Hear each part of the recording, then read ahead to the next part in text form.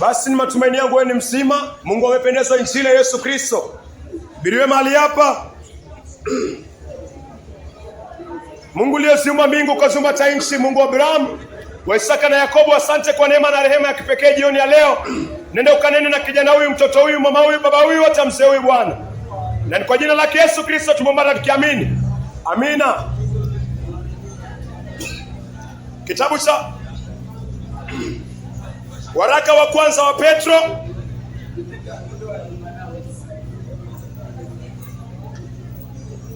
waraka wa kwanza wa Petro 4 mstari wake ni wa 17. Waraka wa kwanza wa Petro ni 1 Peter 4 verse 17. Hivi ndio Mungu ananiambia, Mungu anakuambia kwa maana wakati umewadia. Kwa maana wakati umewadia wa hukumu kuanza katika nyumba ya Mungu. Basi kama ikianza kwetu sisi, mwisho wa hao wasiotii injili ya Mungu itakuwaje? Mungu alimtumia Petro. Petro ni mwanafunzi wa Yesu Kristo. Petro ni yule ambaye Yesu alisema juu yako nitalijenga kanisa langu. Petro ni kanisa. Yesu alisema Petro, juu yako nitajenga kanisa, na Yesu akampa Petro vifunguo. Petro anaandika, anasema hukumu itaanza na yeye, itaanza na kanisa. Hukumu itaanza mahali patakatifu, na kama hukumu itaanza mahali patakatifu, mangweni kutakuaje? Kutakuaje? Kama hukumu inaanza mahali patakatifu, kanisani, vikao vya uzinzi, vikao vya guest, nini itafanyika huko? Wapendwa, jina lingine la Mungu ni moto ulao.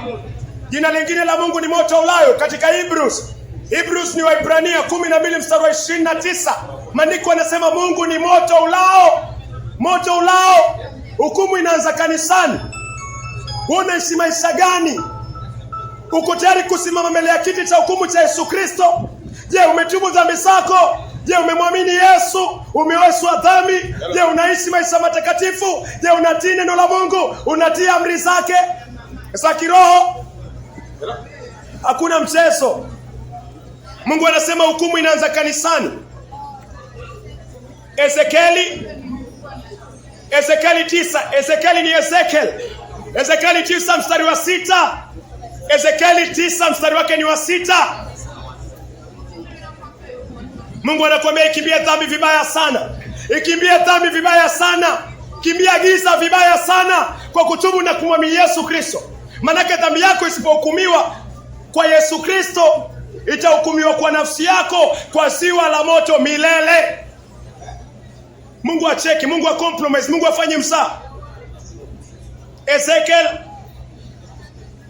kama hukumu itaanza na mitume, wapewe sawa na vile wametembea kwa Yesu Kristo, wawe rewarded mitume. We msinzi utasimama wapi? We msherati utakuwa wapi wakati huo? Wewe umezaliwa na mbegu ya Adamu tangu tumboni, utakuwa wapi? Hujawahi zaliwa mara ya pili, unaishi maisha machafu, utakuwa wapi? Ezekieli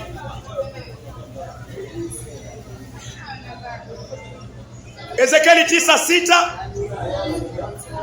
Mungu ananiambia, anakuambia waueni. Huyu ni Mungu. Wewe? Watu wengi wanasema Mungu haui. Waendelea kufanya usinzi huku. Mungu haui. Waendelea kwa waganga. Sikiza. Ezekieli 9 mstari wake ni wa 6. Mungu anasema waueni. Kwa nini Mungu anasema uliwe? Amechoka. Watu wanaishi machafu, hataki kugeuka, wanahubiriwa. Mungu anasema imetosha. Waueni wazee. Hapa kuna wazee. Mungu anasema waueni wazee, vijana wa kiume na wa kike, wanawake na watoto, lakini msimguse mtu yoyote mwenye alama. Hao ni wale wameokoka ndani ya Kristo Yesu. Anzieni katika mahali pangu patakatifu. Mungu anasema anzieni mahali pangu patakatifu. Kwa Agano la Kale hukumu ilianza mahali patakatifu. Kwa Agano Jipya hukumu inaanza mahali patakatifu. Vitabu vyote vile vina confirm. Agano la Kale ni old covenant. jipya ni new covenant. Zote zina confirm kitu kimoja, zinakubaliana kwamba hukumu itaanza mahali patakatifu. Mungu anataka toba. Yesu akianza kuhubiri Injili, Yesu alihubiri toba. Mahali kwa kukimbilia mbio zaidi ni kwa Yesu Kristo. Ni kwa Yesu Kristo. Na kuna formula, Yesu alipeana formula ya kwenda kwake.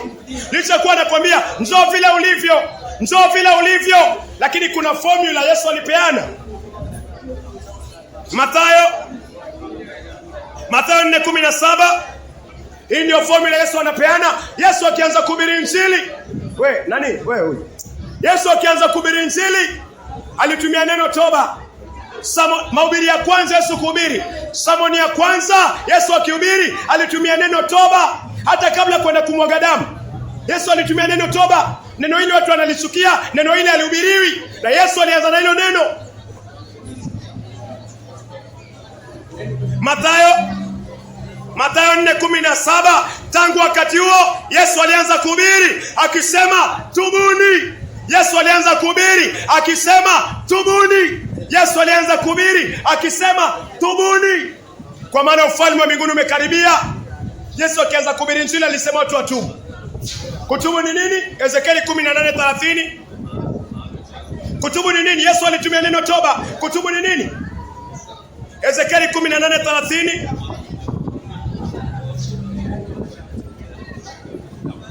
Nitawahukumu nyumba ya Israeli. Mungu anasema nitawahukumu nyumba ya Israeli, kila moja sawa sawa na njia zake, asema Bwana Mwenyezi. Tubuni. Kutubu ni nini? Tubuni, geukeni. Kutubu ni tubuni, geukeni kutoka makosa yenu yote, ndipo dhambi haitakuwa anguko lenu. Kutubu ni kugeuka kutoka kwa makosa yako yote. Wewe unalewa, unalewa, unalala na mwanamke hujaoana naye, kutubu inafananaje? Kutubu ni kukiri mbele za Mungu na kwa uwezo wa Roho Mtakatifu na neno, waachana nayo yote. Hiyo ndio kutubu. Hamujaoana, mnalala pamoja kama boyfriend na girlfriend. Biblia haijui boyfriend, Biblia haijui girlfriend. Hiyo ni fornication, sex before marriage. Hakuna come stay hapa. Wewe nenda kwa wazazi, mkae kwa wazazi, ndoa yako iwe kwa Biblia. Hakuna come stay. Hiyo ni fornication. Mungu apendezwe nayo. Hiyo ni sex without marriage. Na wale ambao wameoa lakini wanaondoka kwa ndoa zao, Mungu apendezwe na hiyo. Hiyo ni adultery. Adultery. Kuna siku inakuja utalipa. Yesu anakuambia tubu, geuka kwa hiyo njia mbaya, wachana nayo. Una magoti. Magoti kazi yake ni nini? Magoti kazi yake ni kuwekwa chini, uombe rehema na neema kwa Mungu, ukikiri kwamba Kristo ndiye Bwana. Hawezi wacha dhambi kweli, hawezi wacha, lakini kunaye ambaye anaweza kukuachisha. Are you willing akuachishe? Hiyo ndio swali. Mlevi hawezi acha pombe. Hiyo ndio asili yake kutoka kwa Adam, lakini mlevi anataka kuacha. Are you willing to forsake? Are you willing to forsake? Yule wakukuachisha yuko. Wakukuachisha yuko. Wasema siwezi acha bangi, siwezi acha mugoka, wakukuachisha yuko. Wewe wataka kuiacha? Siwezi hata kwenda kwa waganga, nikiona wanawake nasikia roho yangu inaenda hivi, nasikia nilale naye, nasikia. Wakukuachisha hiyo yote yuko, anaitwa Yesu Kristo. Salimisha maisha yako kwake na atakuachisha. Hiyo ndio tofauti. Hakuna mtu amezaliwa vizuri, hakuna mtu amezaliwa sawa. Kila mwanadamu ni mwenye dhambi toka kwa Adamu. Lakini are you willing? Kuna kitu Mungu amempatia mwanadamu. Mungu amekupatia free will. Free will, choice. Uko na free will, Mungu amekupatia. Unasoma huyu? Unasoma Biblia mara ngapi? Unaomba mara ngapi? Ukisimamisha dhambi, are you convicted? Unaregelea. Unatafuta mlango wa kanisa ama unatafuta mlango wa baa? Angalia posture ya moyo wako. Yesu anakuambia tubu, alafu muamini. Uamini damu yake iliyosha dhambi zako. Mathayo 26 mstari wake ni wa 30. Mathayo 26:28. Yesu anasema hii ndio damu yangu ya agano. imwagikayo kwa ajili ya wengi kwa ondoleo la dhambi. Yesu alimwaga damu yake baada ya kuhubiri toba, ili utubu dhambi zako zioshwe, uwe mweupe kama theluji, uishi maisha safi, uishi maisha matakatifu, Yesu akiwa ndani yako. Mungu anakuita, anakuambia geuka kwa njia mbaya. Hauna muda, sina muda. Mungu wa Abrahamu, Isaka na Yakobo, asante kwa injili yako mahali hapa. Waliosikia Bwana, nenda ukazidi kuongea nao na ukawabadilishe Bwana, kwa ajili ya utukufu wako. Na ni kwa jina la Yesu Kristo tumeomba na tukiamini. Amina.